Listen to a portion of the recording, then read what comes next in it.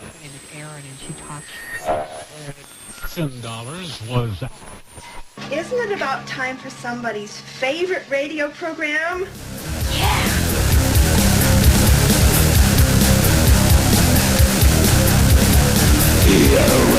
Take the state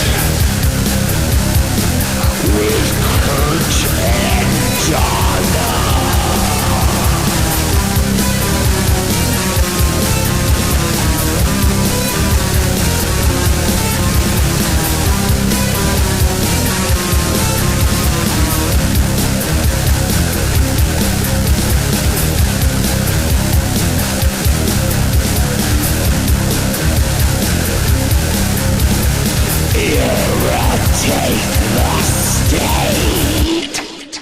Okay, good morning, ladies and gentlemen. It is the 10th day of January 2012, Tuesday. And this is the Irritate the State radio show here at Orion Broadcasting Network. Of course, want to give out some love. First thing, Micro 1650 AM, Tonawanda, New York. Good morning to everyone listening there and all other AM and FM affiliates. Of course, OrionTalkRadio.com is where you could be listening to me right now, or irritatethestate.net is the other place you could be listening. You got a great show, and I really don't want to waste any more time. We got a great show today. As for those who tuned in to the debut show, then you are well aware that here on these next few Tuesdays, we're going to be covering the geoengineering chemtrail issue. Last week, we had filmmaker Michael J. Murphy on speaking his film, What in the World Are They Spraying?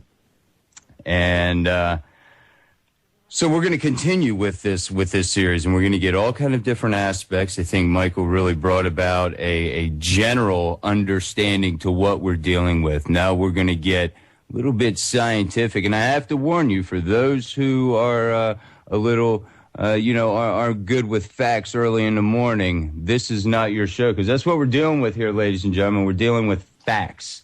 No conspiracy. We're going to deal with what we know, and I think I have a really good guest on to take and get this done.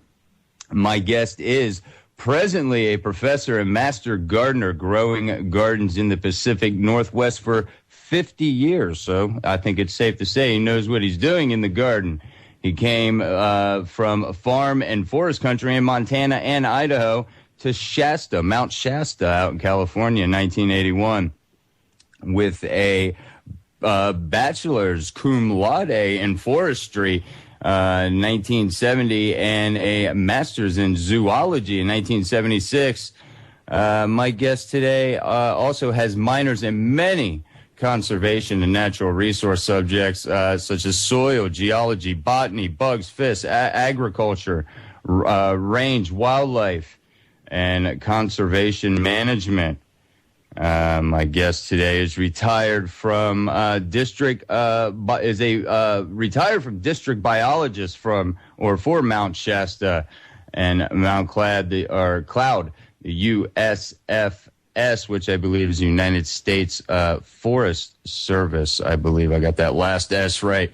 That was in 2008, where he did range, wildlife, botany, mushrooms, fisheries, and other input to timber sales and other natural resource projects for 35 years. He was also a USDA soil conservationist for the Soil Conservation Service and served farms, ranches, orchards, and gardens. And just when you think that he has done it all, he's also a member in over 30 conservation, arts, religious, community action, and educational groups. Plays over 50 instruments with a variety of other interests and pastimes, such as ancient history, Mensa, ancient music, luthier. I believe that's how I looked that up earlier. I believe that's how you pronounce that. Bluegrass, military history, literature, religions, astronomy, philosophy, corporate propaganda, poetry, farm engineering,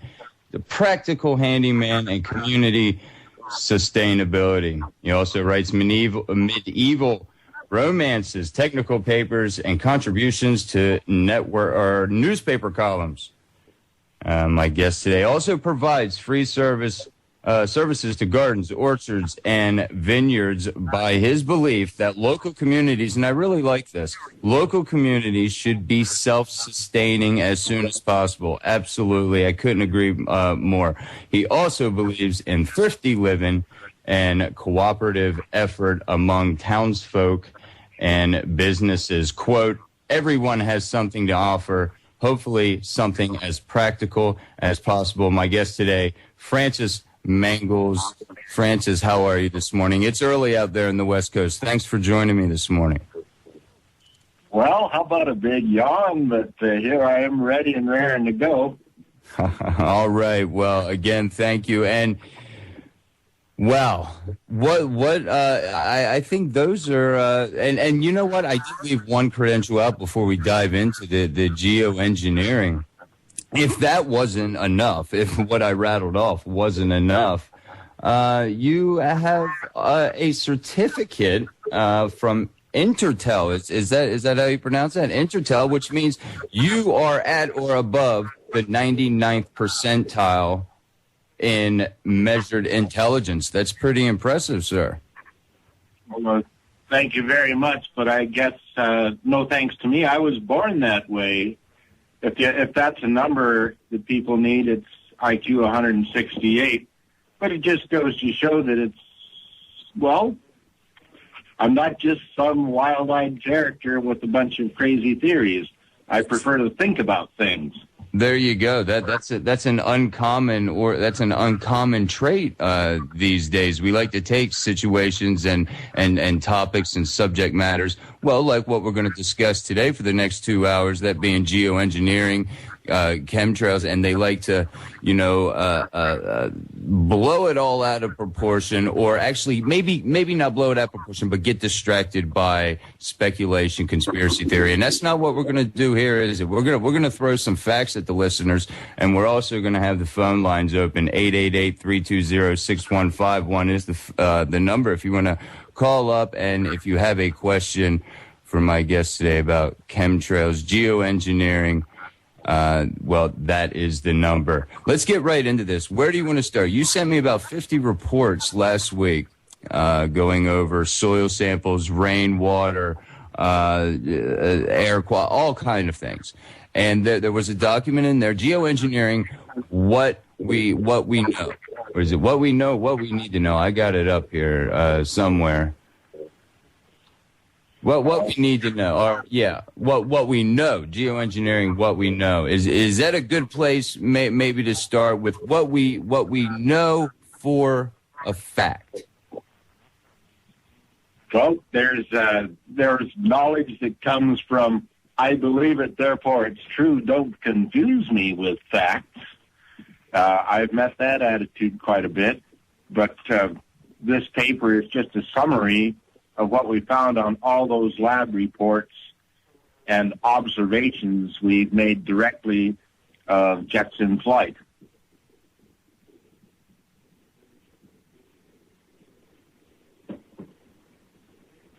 Hello, are we there?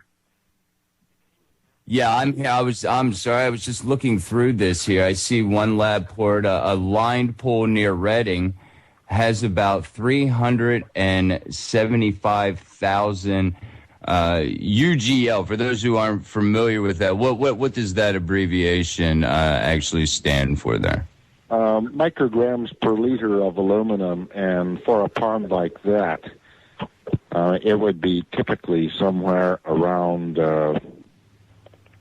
single digits would be more typical, 5, 6, 7, that would be fairly normal for a lined pond. Think of a lined pond as like your backyard swimming pool filled with rainwater. And we're talking single digits would be normal or acceptable, and we're talking 375,000. That's correct. That's the measurements. My goodness, unbelievable! Just going through some of these. Another next on the list here in this lab report, Sugar Pine Canyon, near Redding, California, has over 4.6 million of aluminum in 2 tests, upper and lower areas of the watershed. Fishes. Yes, we looked at near the creek's mouth. Yes, we looked near the creek's mouth, and we also looked up way up in the headwaters where it's too small to support fish. And looked at both places, and that's what we got. Unbelievable. I think one was 4.6, and the other one was 4,640,000 or 4,700,000, something like that. Hold that thought, Francis. We got to take a break. We'll be back right after this.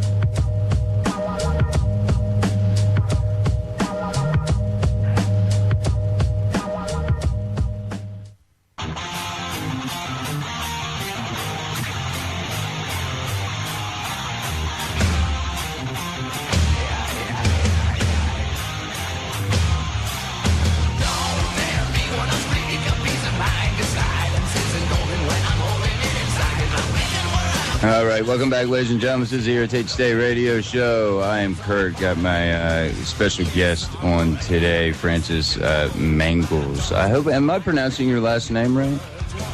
Yes, Mangels. It's a German name. It means sugar beet, essentially. Oh. Or it also could mean followers of Saint Mang. It's very German. Oh, okay. All right. Well, I'm glad we got that clarified. Didn't want to slaughter your name the entire show. Okay, before we get Just call me Francis. Francis, there we go. That's much easier. Before we get into, as we started to before the break, getting into some of these results, some may, say, well, we don't know if these are coming from airplanes. Now, is there anything out there, and I emailed you this question last night, is there anything out there in the environment that could produce the levels of aluminum, of strontium, of barium that we're finding in these reports? Anything out there possibly in the environment that could do this? In industry, anything?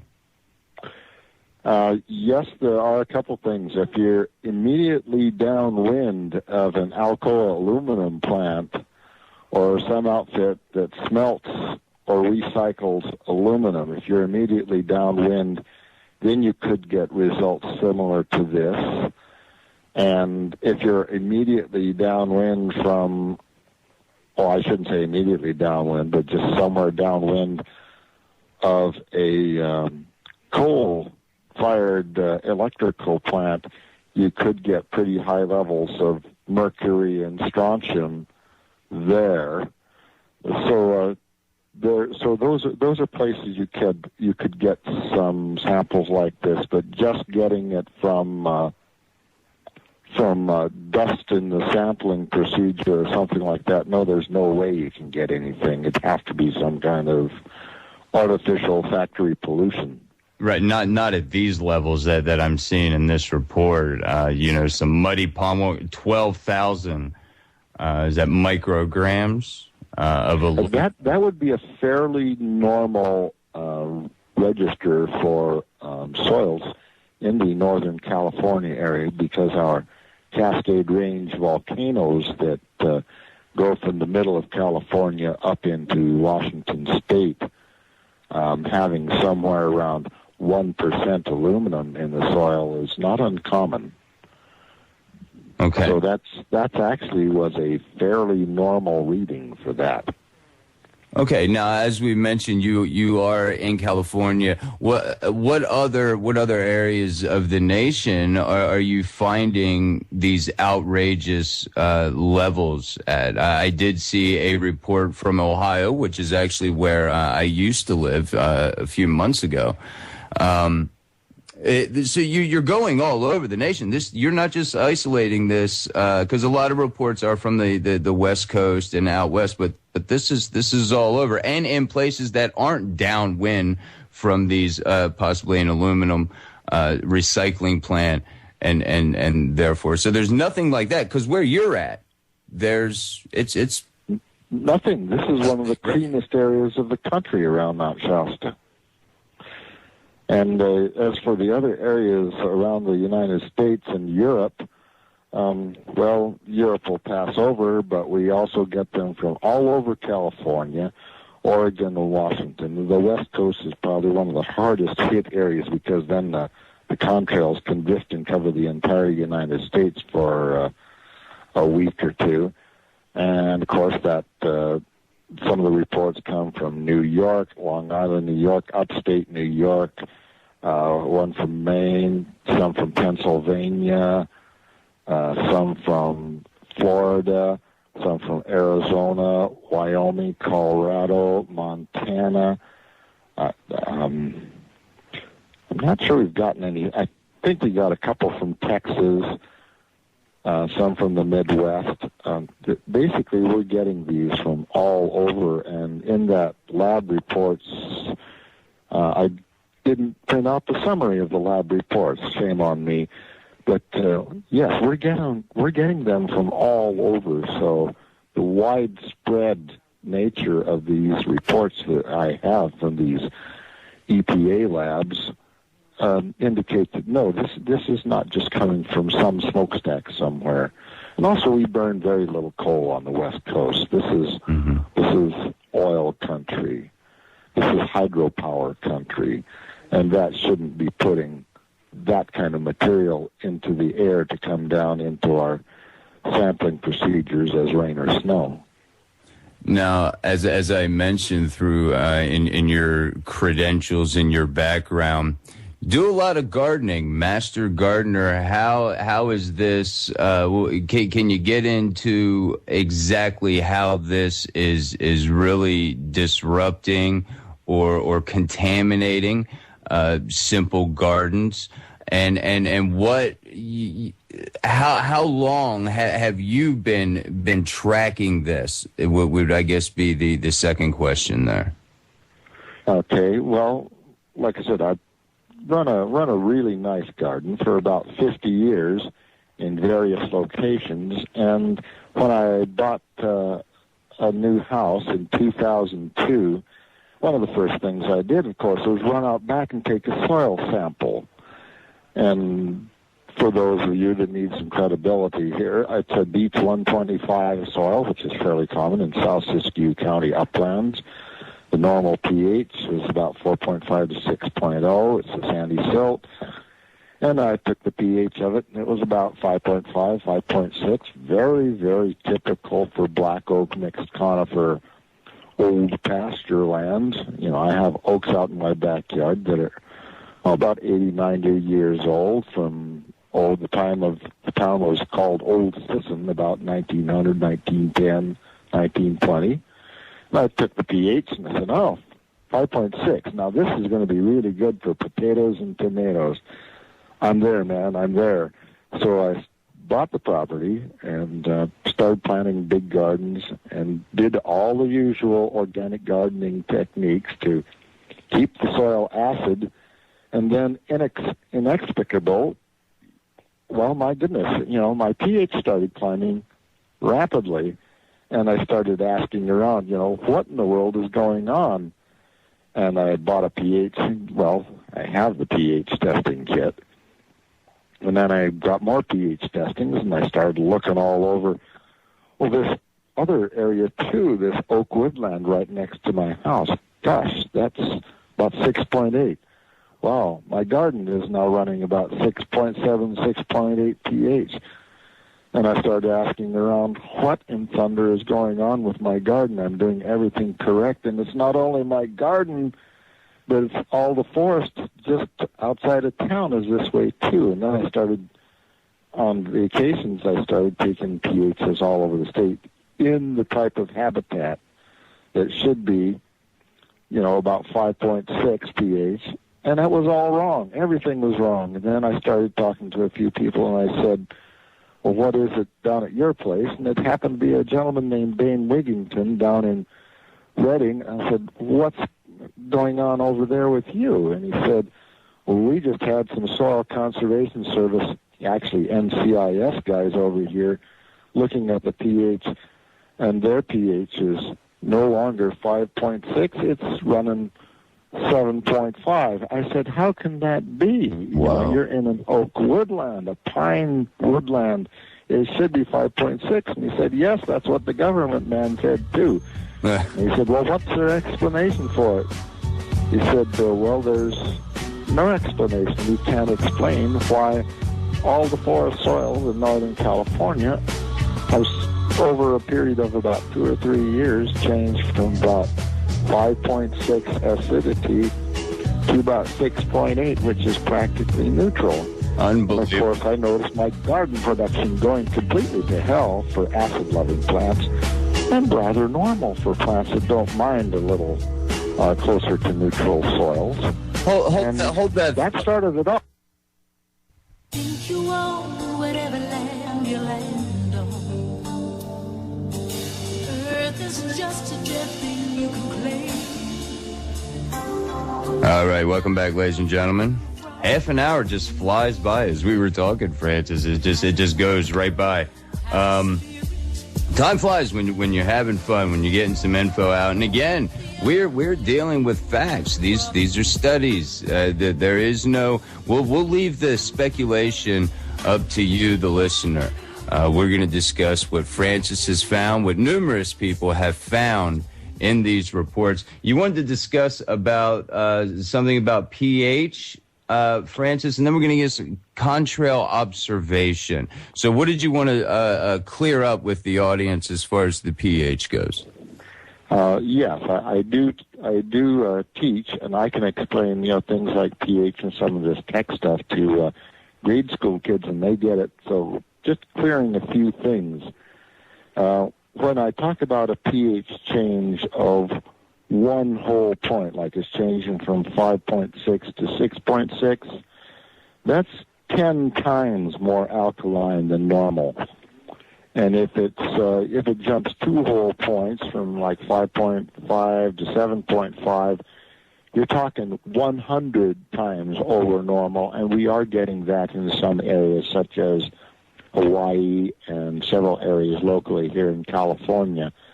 In the space of about 3 years, the pH jumped 100 times higher than normal, which is a jump from 5.5 to 7.5. So pH just measures the acidity, and when the acidity of the soil changes, it has some very bad effects on forests, not too much on pasture land, but it also has very bad effects on things like tomatoes, potatoes that you would grow in your garden.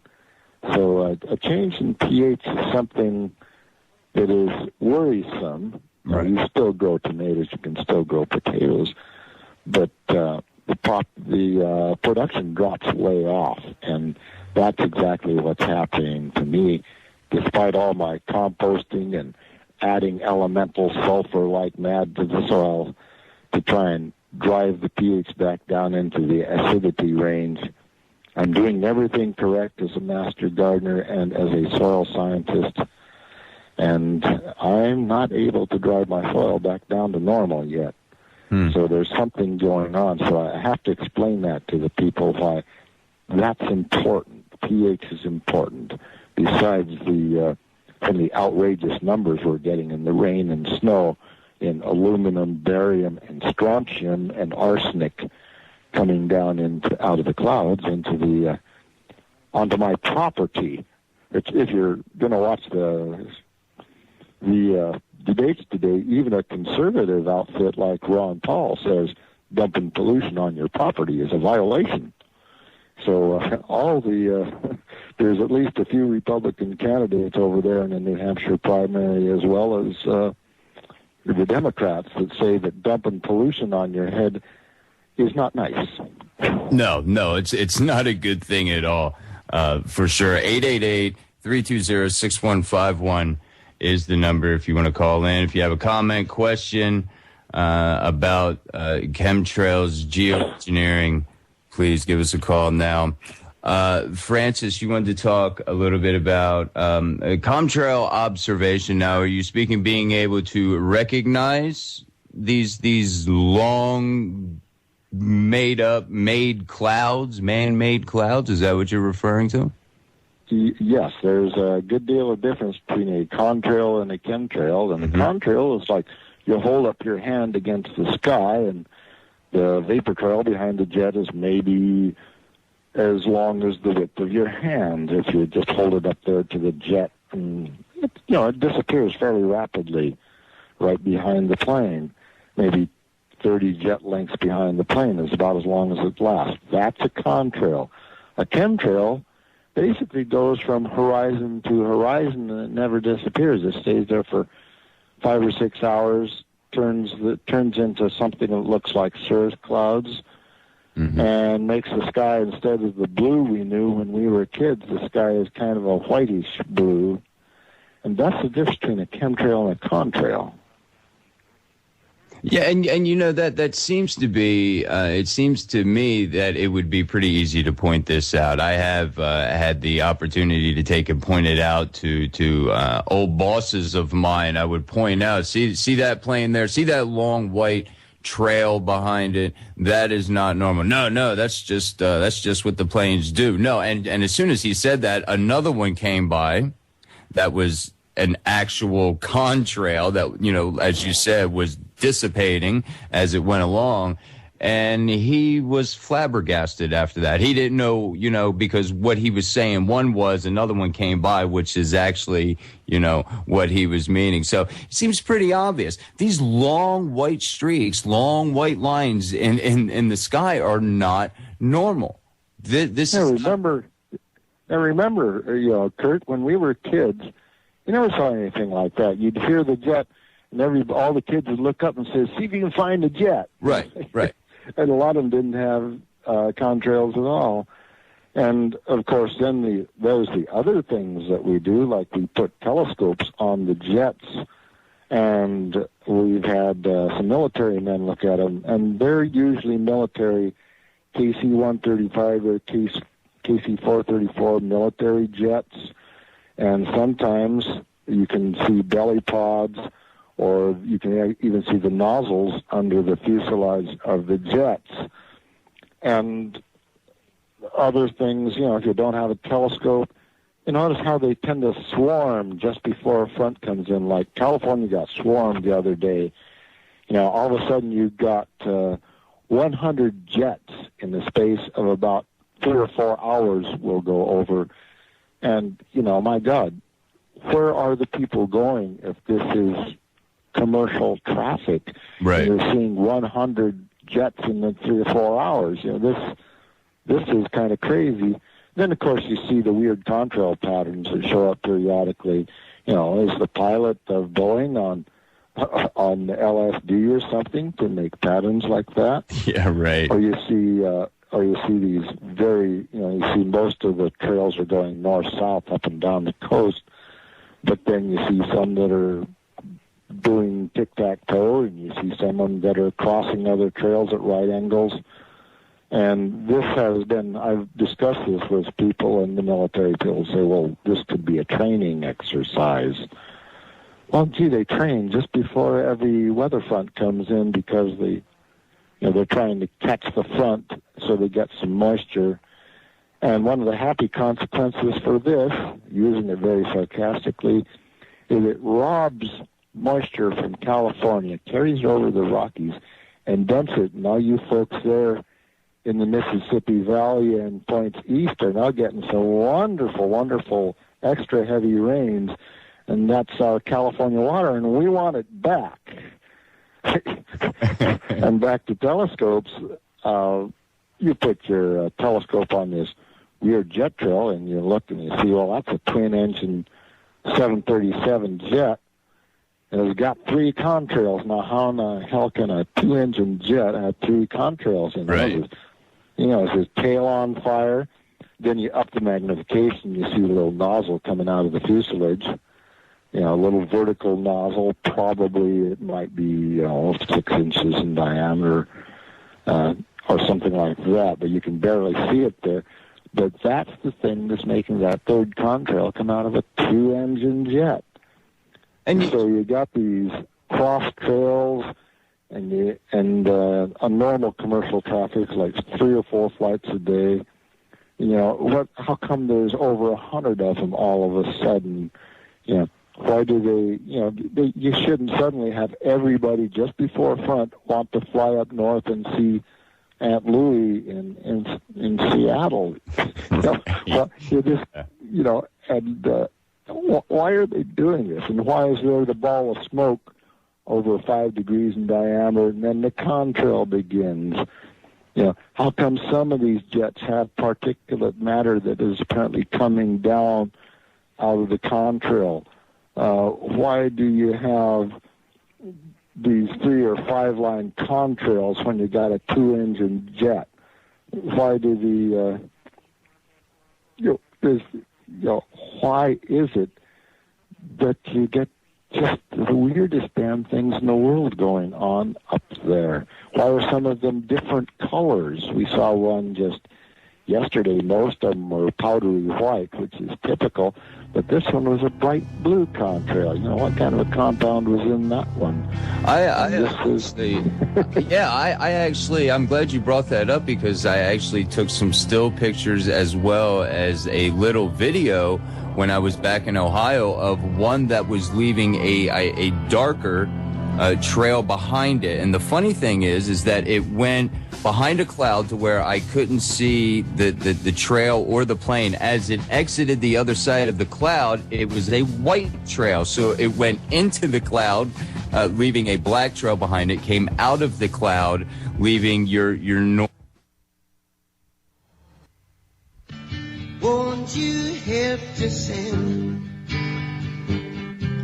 these songs of freedom? 'Cause all I ever have, redemption songs. All right before the bumper Nazi took me out, I was talking about an observation I had with some odd-looking trails in the sky. And I noticed you'll see one going along. You'll see the nice long trail behind it stretching all the way across the sky. And then all of a sudden, the trail stops. And then the trail will pick up again from the same plane. Now, if this was something normal from the heat of the engine, the only way that would happen, and correct me if I'm wrong, is if the pilot shut the engine off in mid-flight. Well, I'd have to tell you that that's not the only way it'll happen. The jet can go through like a lens of very warm air, and the contrail will disappear. Right. The contrails have been around noticeable since World War II.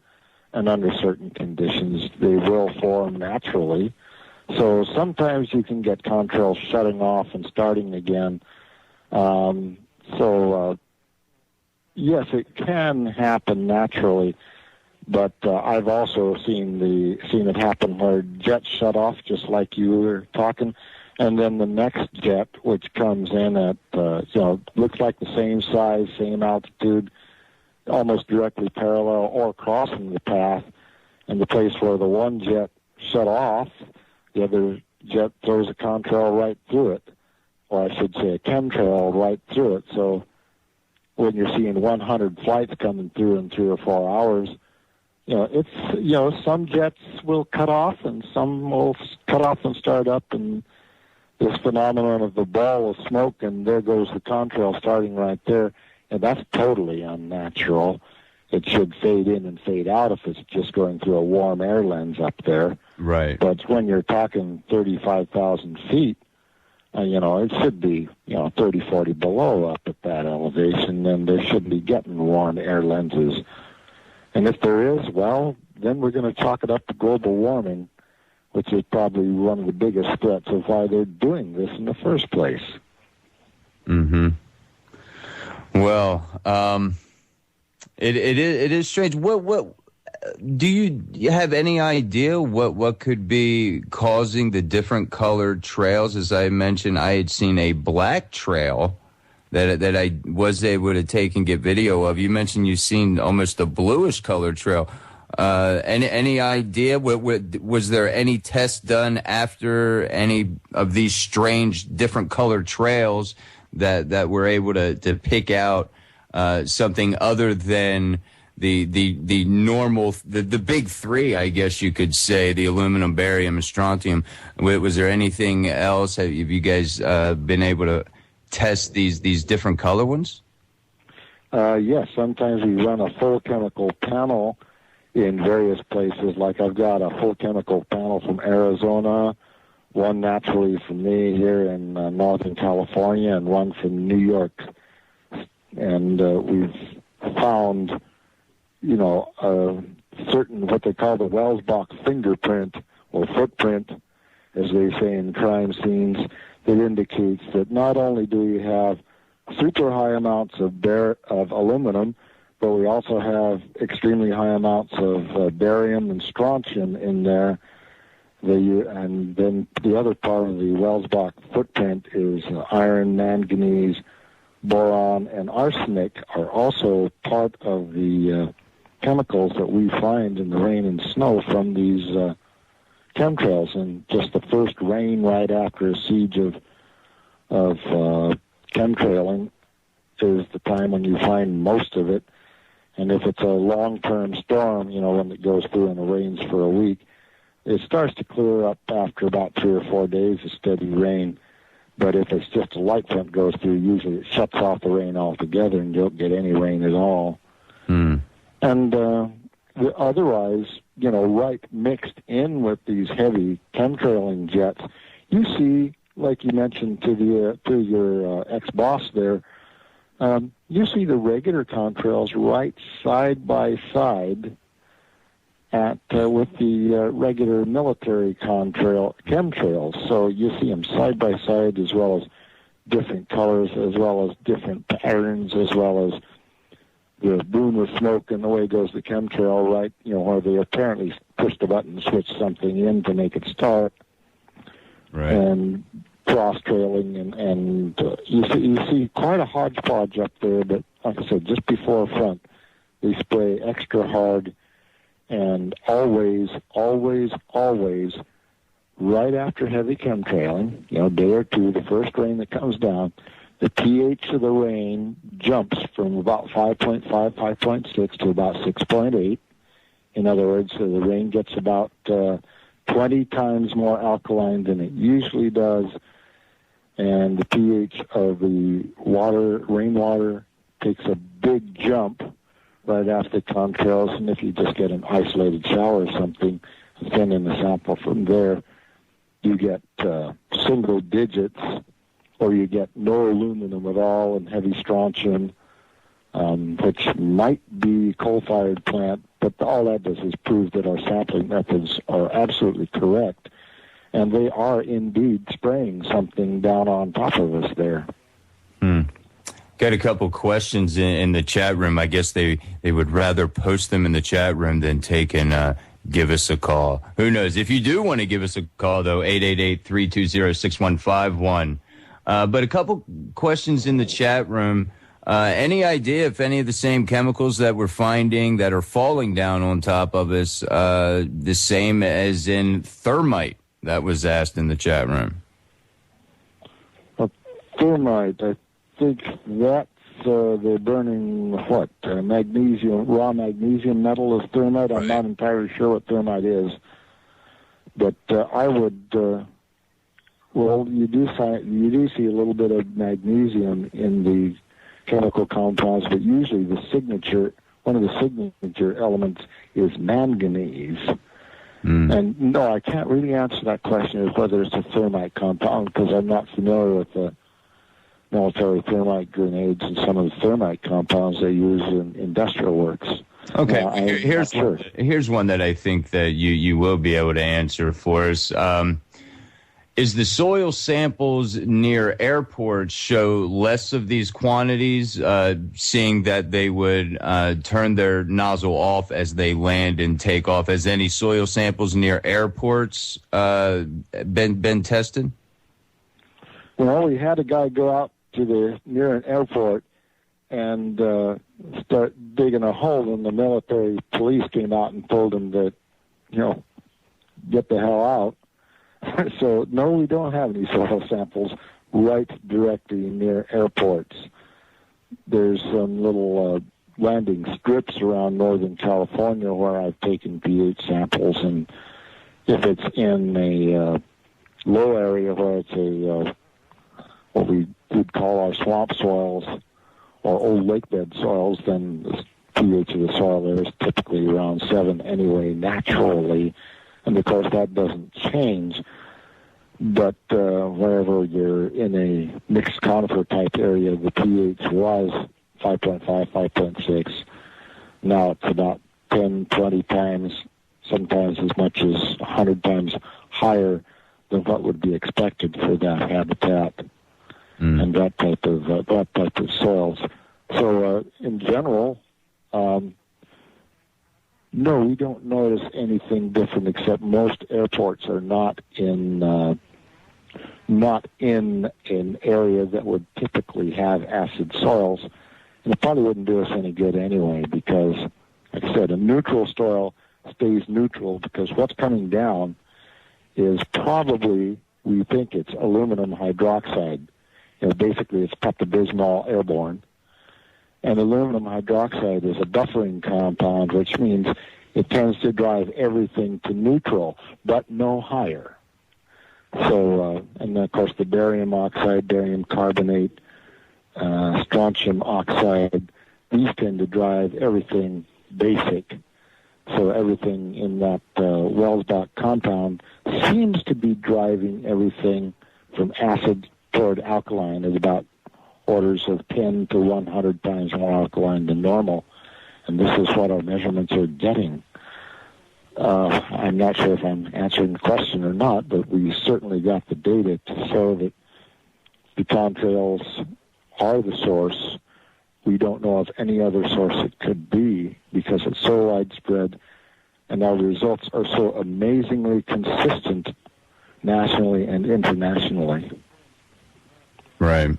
Is there any benefit to them spraying it all? I mean, it's obvious that these chemicals falling down on our gardens, us breathing them in, the health effects that incurs, which we're going to discuss probably on the other side of the top of the hour news.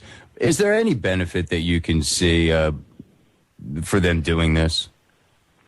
Well, the whole point of it is these various compounds that are coming down, like strontium titanate, we suspect is one, but we suspect most of it is simply aluminum oxides or hydroxides is what they're doing mostly in these nanoparticle forms. The theory is that you put that up there at about 35,000 feet and it reflects sunlight back into outer space. Right. But the downside of that is what heat does get in stays in. Right. The cloud cover they create reflects the heat back into the surface, and there's no net beneficial effect from it. So it looks like military stupidity or military intelligence. Sometimes I wonder if they're both the same thing. In terms, military intelligence, two words that shouldn't go together. Ladies and gentlemen, we're at the top of the hour break. We got the news, so we'll be back with you about 6 after. Stay tuned.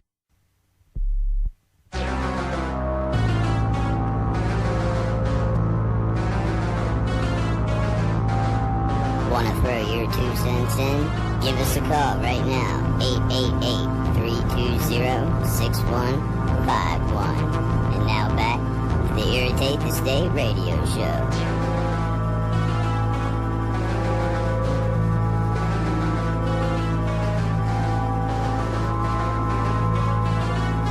But it would not let me add it to the conference. So we're back, and I'm going to, after the next break, my partner in thought crime, Donna Van Meter, is going to be joining me. Yeah, I did see the caller come up. I tried to add it to the call here, and it did not have that option there. So I'm not quite sure what's going on there. But anyway, welcome back. We are talking with Francis, I see I done forgot already, Mangel. Is that right? Mangel? Yeah, Francis Mangels from California. And talking geoengineering, chemtrails, the difference between a contrail and a chemtrail, what's falling down here to us, what is hitting our gardens, what are we breathing in, And one quick question before we get into it. I think it kind of segues a little bit into, because I know you wanted to talk about some of the health implications of this spraying. You know, it seems to me that if they were to spray over a certain area, the jet stream wind would pretty much take it to another area, not so much, drop it on right over top or right below where they sprayed. Is there any idea how long it takes this stuff to hit the ground? Yes. Well, when they spray around here over California, they spray off the coast and inland all the way for about 500 or 600 miles inland is the main corridor for spraying. And when a jet goes over, these nanoparticles are so light that it takes 2, 3, 4 days for at least some of them to hit the ground, or even to get to a low enough elevation they can come down in the rain. So if the chemtrail's directly overhead, I don't worry about it. It's going to take days for it to get down. Mm-hmm. But if they're spraying right in advance of the front, some of it is coming down in the rain. And some of it, of course, is going to, the nanoparticles are so small. You're talking something about 5 microns here, which, well, let's better explain that for the audience here. A micron, a smoke particle from a tobacco smoker is about 2 microns. And we're talking about stuff here that's in 1/10, to 5 tenths of a 5 tenths, and 1/10 millionth of a meter is the size that we're looking at for the stuff that's coming out of those jets, whereas a tobacco smoke is like 1 millionth of a meter, 2, 3, 4 millionth of a meter. By contrast, I like to tell people, if a nanoparticle such as they're spraying as a marble, a tobacco smoke is like a baseball, a dust particle is like the size of a car, the size of a house, pollen particles from plants, the size of a house or a big building. To give you an idea of how small these things are, and of course you breathe them right into your lungs, and the rates of asthma, lung problems, and neural problems such as autism and Alzheimer's have been going up remarkably, especially in the areas where they spray a lot of this stuff. So, your original question was how long? And I'd say 2 or 3 days for it to actually hit the ground if it's not aided by rain. Interesting, because I kind of was tracking the heavy spraying, and when I was starting to feel my sinuses act up, and it was right around a 3-4 day span after they sprayed real heavy. Before we get off on to this health, the caller is actually in the chat room, and the question was, in your opinion, why would they want to hide the sun, so to speak, to block that out? Basically, the whole global warming is that? Yeah, basically, it's to prolong the energy party and counteract the effects of carbon dioxide in the atmosphere and slow down global warming and keep the oil and coal people happy for a long period of time. It's a corporation aid type thing that they're doing, and that's the primary reason. Of course, it makes the solar panel people madder than hell, because when this aluminum dust falls on the solar panels, it cuts off anywhere from about 20% to 90% of the sunlight, and they don't get the electricity out of their solar panels. They know all about that here in California. Mm-hmm. So it seems to be to fight global warming, but it's doing nothing but prolonging the agony and prolonging the stupidity and complacency while we dig ourselves into a deeper hole, so to speak. Mm-hmm. Yeah. Okay.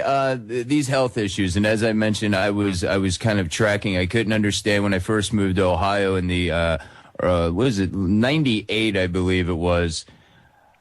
beforehand, I had never had any kind of sinus infections like I started to experience starting right around 2000, 2001. And what that was entailing was it looked like I had a golf ball in my cheek. It was the most painful, hideous thing that I've ever had to deal with. And after hearing, some lectures, getting informed about what they're spraying in the sky, I started to watch and started to pay attention. And it's really odd. I guess my calculations, were kind of on, because I incorporated these sinus infections with, the way they were spraying on heavy days. Like you said, it's usually about 3 days or so, three to 5 days, I'll say.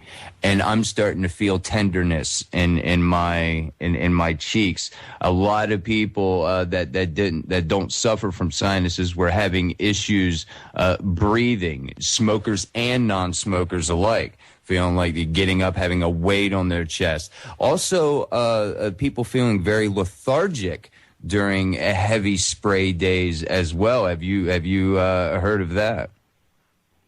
Yes, it's a fairly common report. The problem with a lot of the health results from the chemtrail, contrail spraying, effects on the unborn, effects on the population in general, Alzheimer's is now 1 out of 8 here in California, autism 1 out of 110, asthma very common, breathing neural problems, especially in the elderly and children, and of course directly correlated with the contrail, chemtrail. The problem is this is a lot like smoking and secondhand smoke that you mentioned. Some people start in smoking cigarettes, 2 of them start up, as teenagers, and you get one person, he's dead by 35, and you get another person that'll smoke cigarettes for 80 years and never hurts him. Right. So you get just a tremendous variation in humans, and it's also the way our health system works in this country. It's easy to blame any kind of neural disease or breathing disorders on, it's those household cleansers you use, or, you're a smoker anyway, why should you complain? You get that kind of language from the skeptics. And, I hope a skeptic would call in here shortly, because I'd like to talk and just have it out with a skeptic on these facts. But I think they're kind of shut out and staying away from this because they're scared shitless of plain, old, ordinary facts like I'm handing out here. The skeptics don't want to say anything because they just don't want to, choose not to. They want to keep the energy party going. They're playing into the hands of the mega corporations. Right, exactly.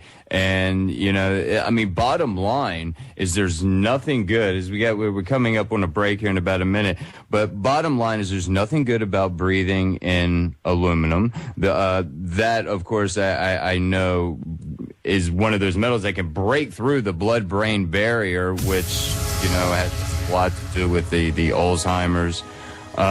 It's not good to breathe in barium. It's not good to breathe in arsenic. It's not good to breathe in strontium, and this is what's falling down on us. So absolutely, we've got the proof. The proof is right there in all these lab reports I've got. Hundreds of reports. We're all skeptics right now. Call 888-20-615. We'll be back right after this break. Francis Mangels.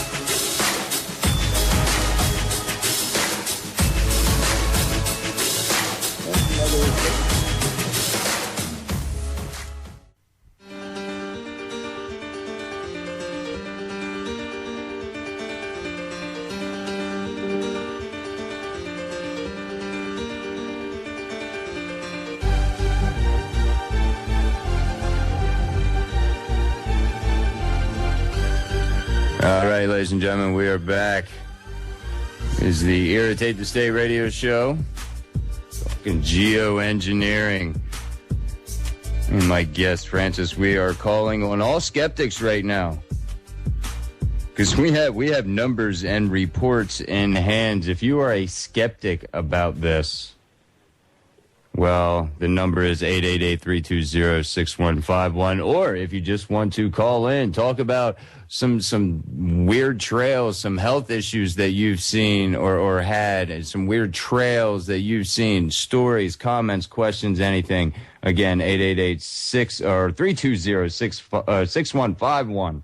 I'll get it out there. Talking about health issues right now. And as I mentioned, I had some sinus issues. A lot of people have trouble breathing. As you mentioned, it varies from person to person. What are some other than, or did we cover them all, the main health issues that we're seeing on the rise? I know upper respiratory problems have been on the rise. A good friend of mine back in Ohio, his dad actually had his sinuses scraped twice in 1 year. The doctor that did it said he's been getting, flooded by people with sinus infections, getting scrapings, and this was about 2 years ago. So people are getting affected by something, and as you said, we want to write it off as, oh, it's the cleaners I'm using, it's because I'm a smoker, it's because of this, it's because of that. Francis, the answer could be as simple as looking up.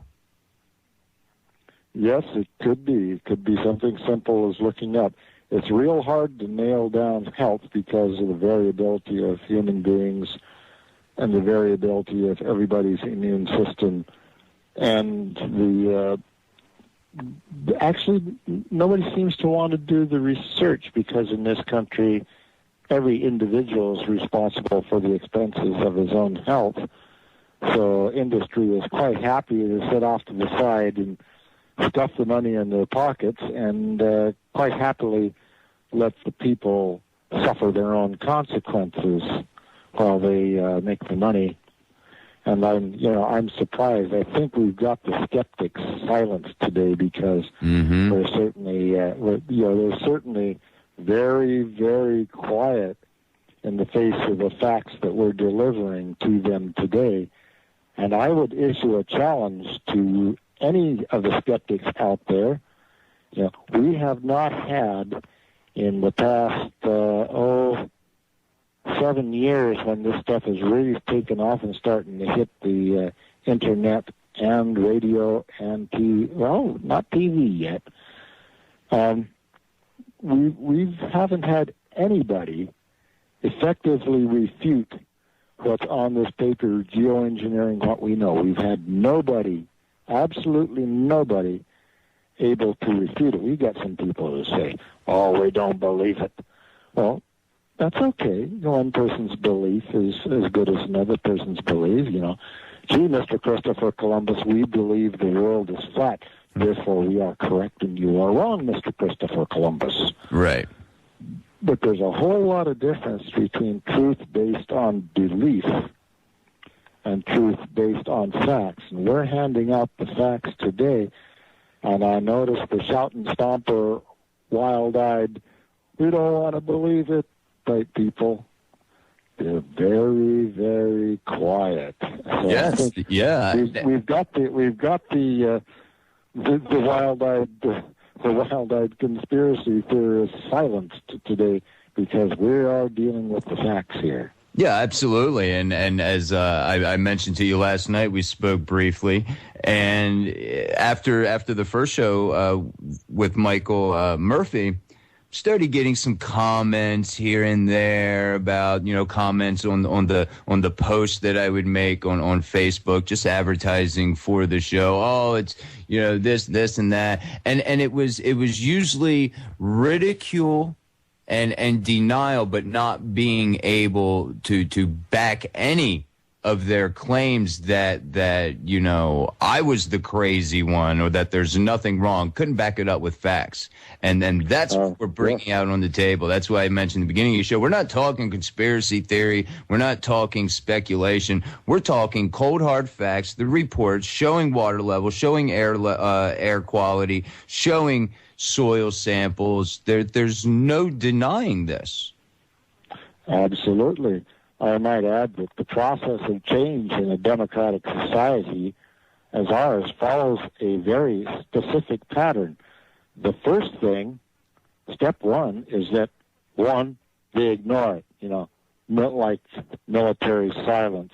The press ignores it, the radio ignores it, any media just ignores it. Step two is it's ridiculed. Everybody makes fun of it. Oh, what a bunch of crazy, wild-eyed, hairy hippies, or something like that. How idiotic these people are. Isn't it funny? Jimmy Kimmel, live on TV, makes a few jokes about it. And then step three is violent opposition. The fight starts. And then step four is a very strange step. Everything gets very, very quiet. The public starts to digest the information.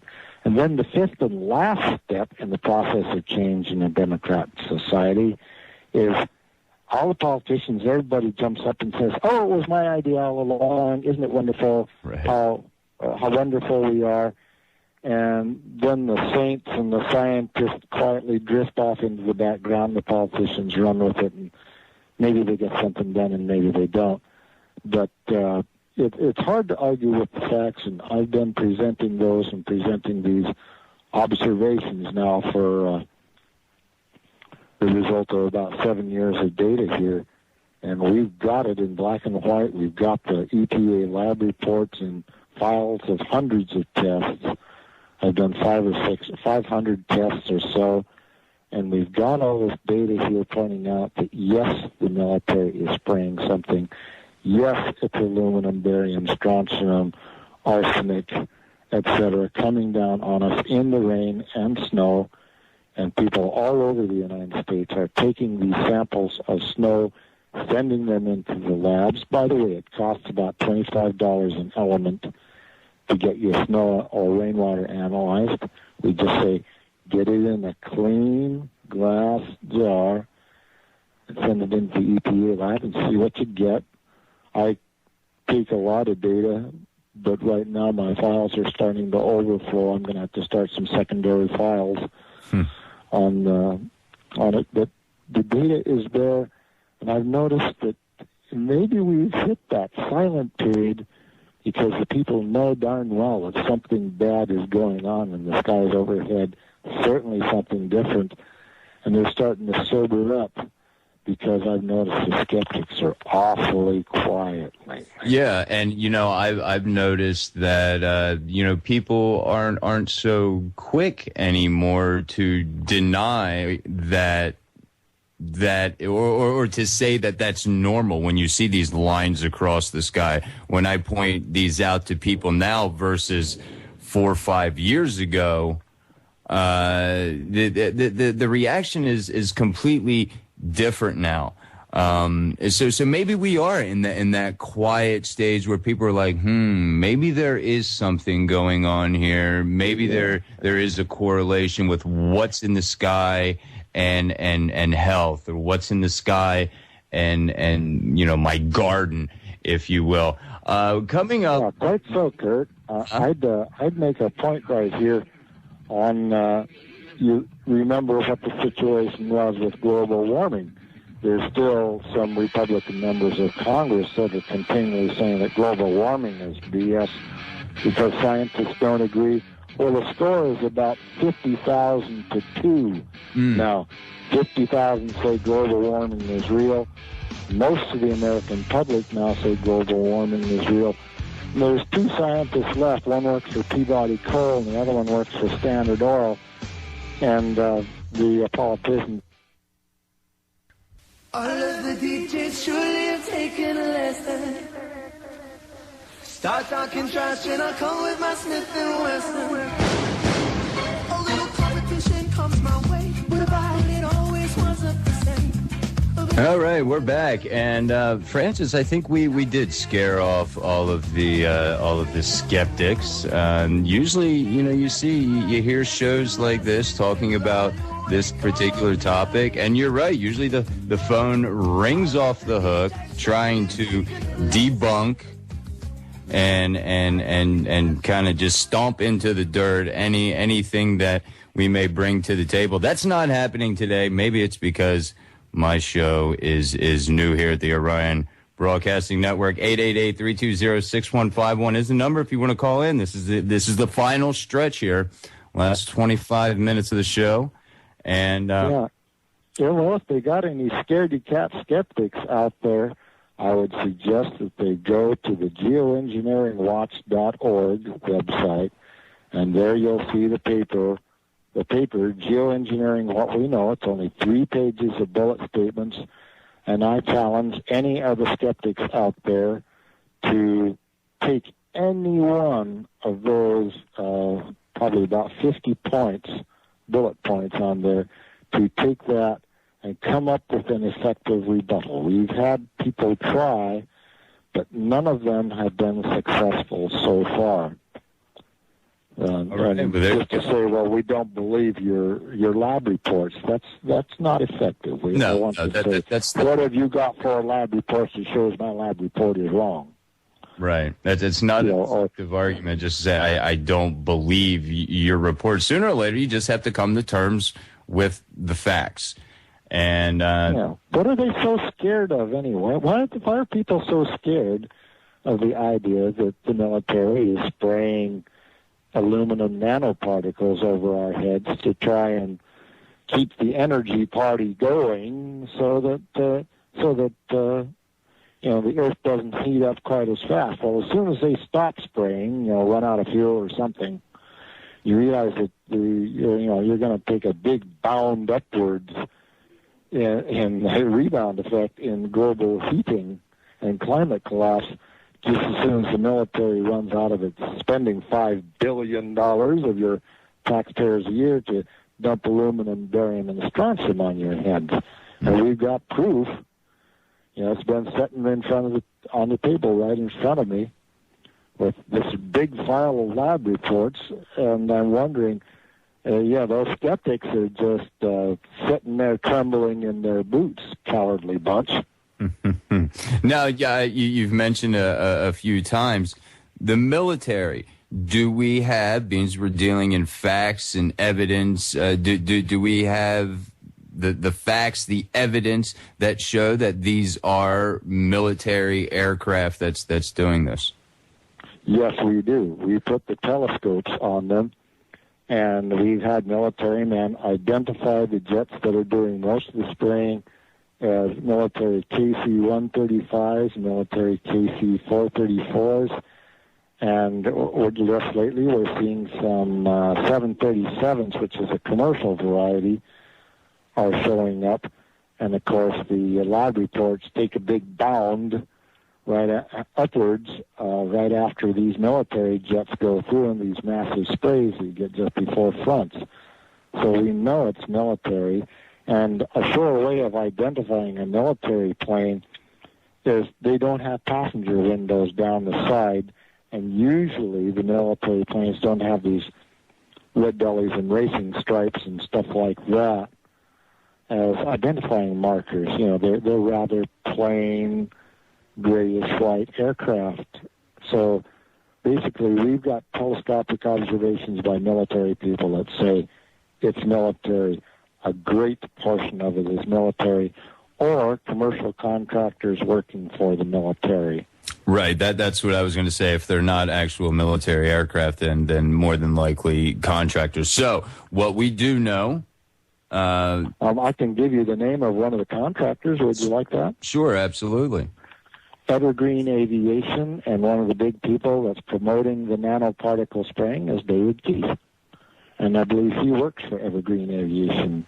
And that was expressed at a February 20th seminar that they had on geoengineering in L.A., and that video where David Keith says, yes, something terrible could happen, but we don't know, that's on the geoengineeringwatch.org website. You can see it there. I'd like to see one of the skeptics out there, side with Evergreen Aviation, the military contractor, and just show. So, come out and show your colors, fellas. Show us where we're wrong. Show us where the data is not correct.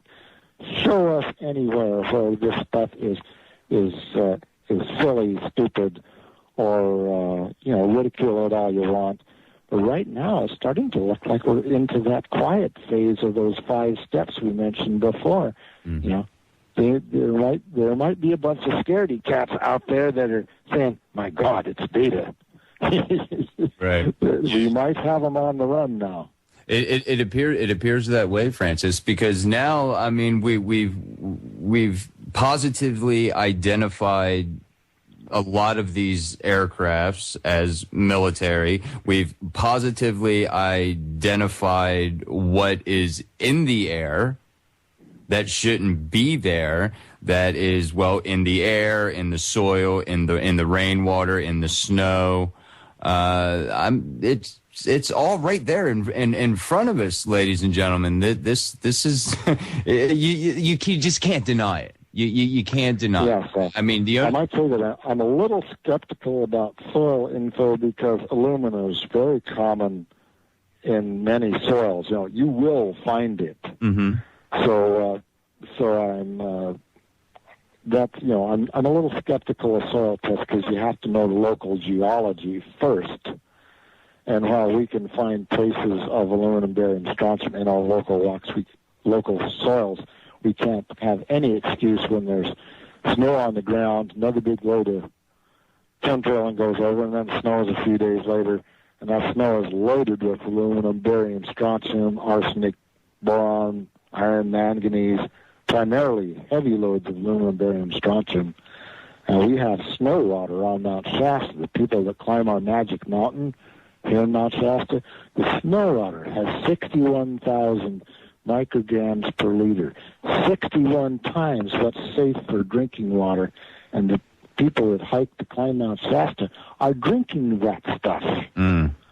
You might as well, I don't know exactly why in the world you want to, but it's, I guess, for the glory of climbing the mountain, either they don't know and they come down with upset stomach and whatever, but they're getting a heavy, heavy dose of this stuff anytime they climb our mountain.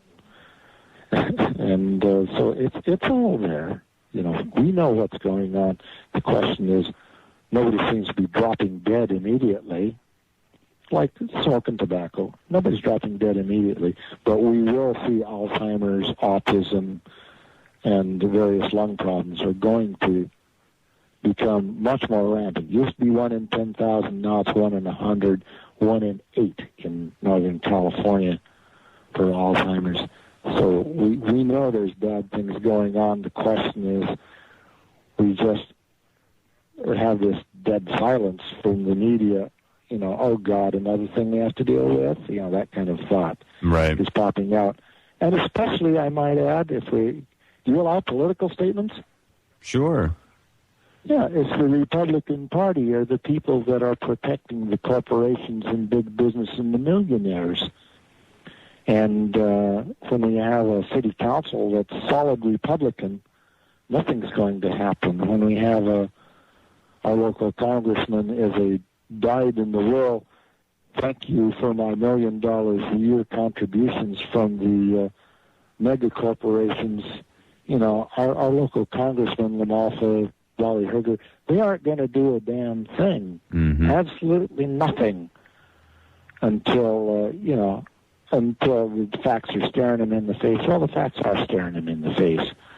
But I blame it squarely on the Republican Party and their pro-pollution stance, while we're not seeing some control of this military spending of $5 billion a year. You want to see $5 billion? Stop chemtrailing.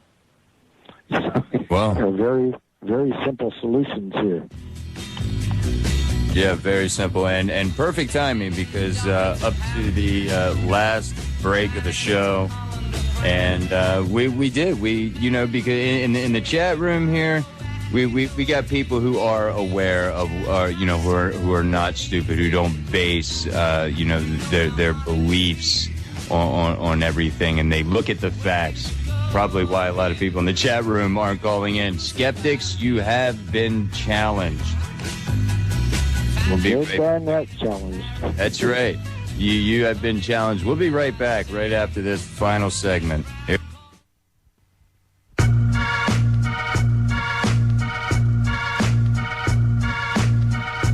Party, or at least don't vote Republican because they're all pro-pollution.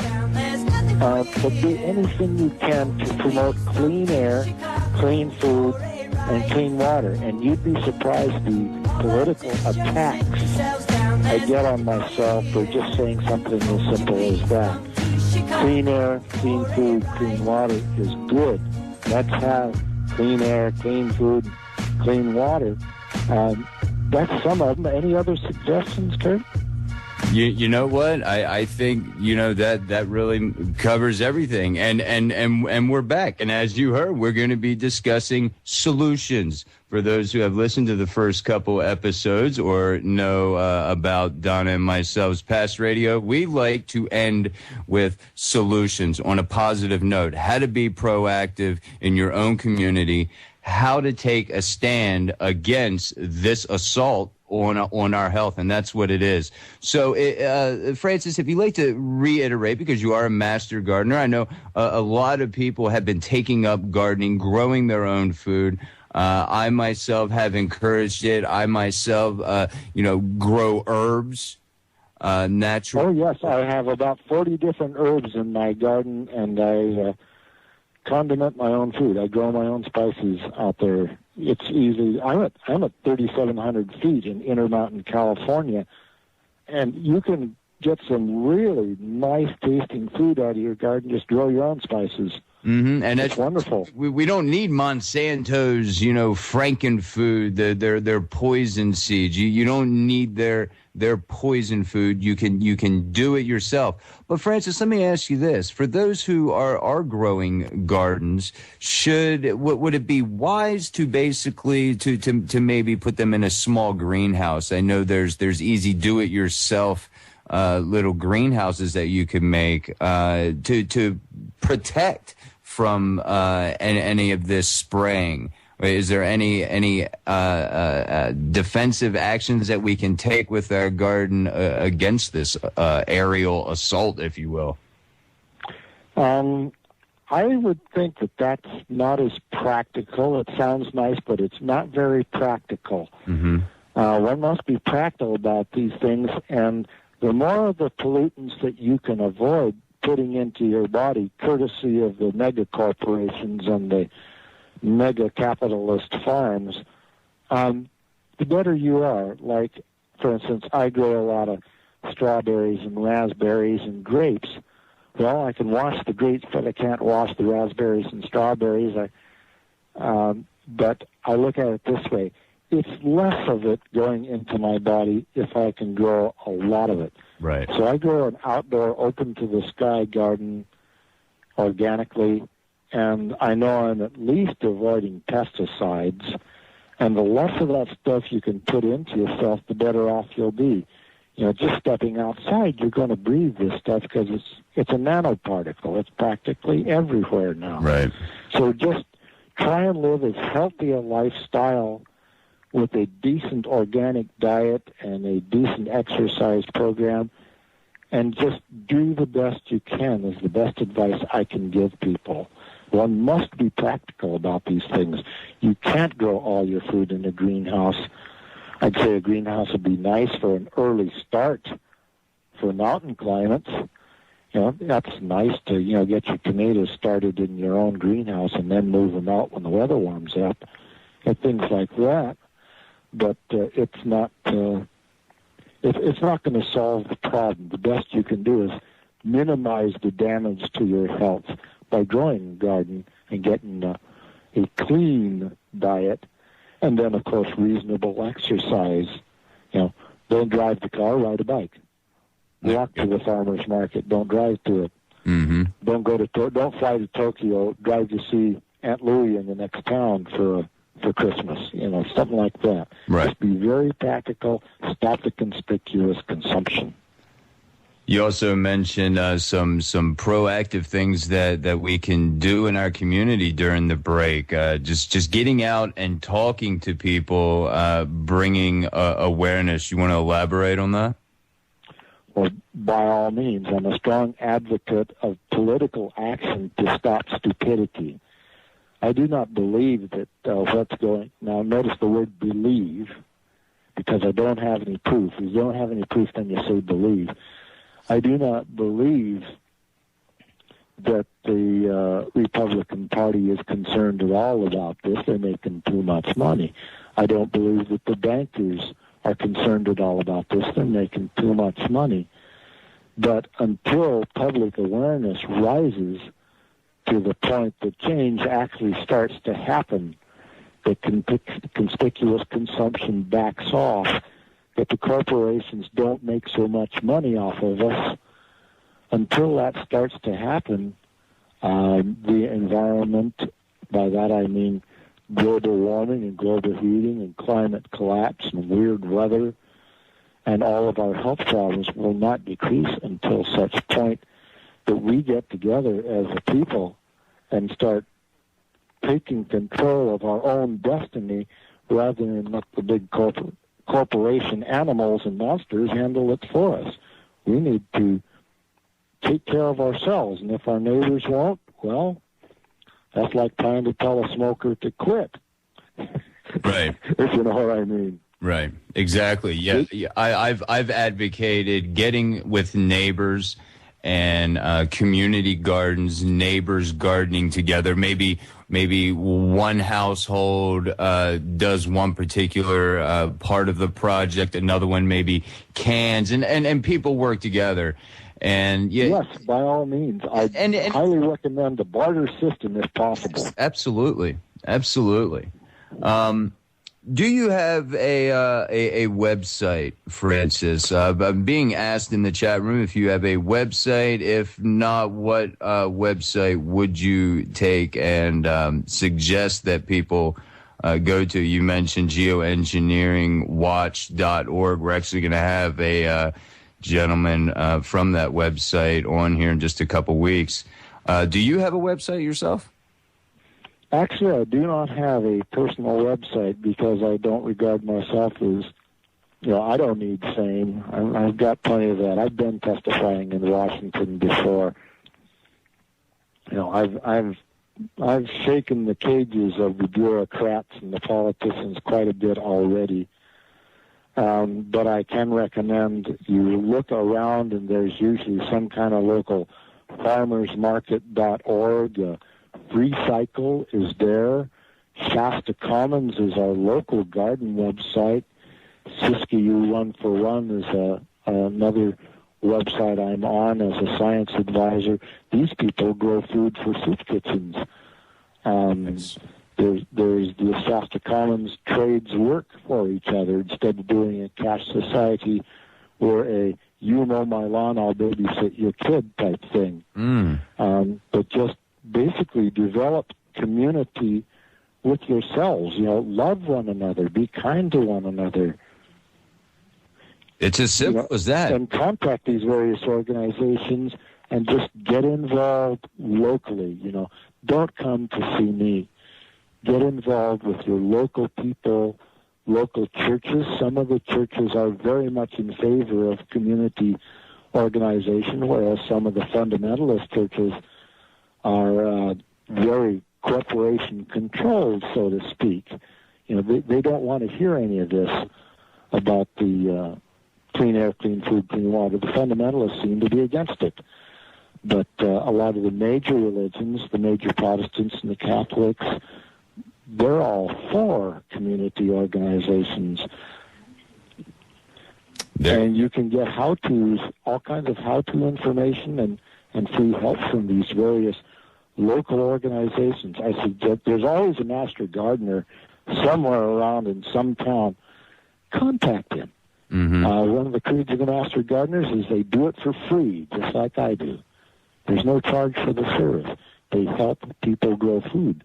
That's what we do. These days, Francis, you could be called a terrorist for that. Oh yeah, helping people grow their own food is one of the most radical steps you can take. Yeah. Yeah, you create a community garden. My God, that's about as radical as you can get to become a community gardener. That's certainly not kowtowing to the corporations, and that's, to some people, that's quite un-American to start a local garden club. That's really, really radical. Yeah, you shouldn't do that. You should just always rely on that corner grocery store, on Monsanto, on the Frankenfoods to always be there. Don't be self-sufficient. I mean, that's the thinking these days. Yeah, go down and have a Big Mac. Don't go down to the farmer's market and buy a handful of beets, a handful of lettuce, and some organic free-range fryers and some chicken. Mm-hmm. Don't go down to the farmer's market. Go down and have a Big Mac. Go down and have a Frankenfood hot dog or something. Right, exactly. And then people wonder why later in their years they start developing all of these debilitating problems, these health problems. I see it. I just heard a good one. What was that? Watch your tummy grow instead of your veggies by going to those fast food joints. Yeah, exactly. That's so I prefer to watch my veggies grow than watch my tummy grow. I think that's a pretty good idea. Someone just threw that at me here in the room. That's a good one. That was. I like that. Francis, unfortunately, we are at the end of the line today. I want to thank you so much for taking some time and getting up early and talking about this. I know that we enlightened some people with these facts, and I'm going to get these facts, these reports up over at irritatestate.net so people can take and look at them at their own free will, at their own leisure time. Thank you again. Thank you for all your hard work. And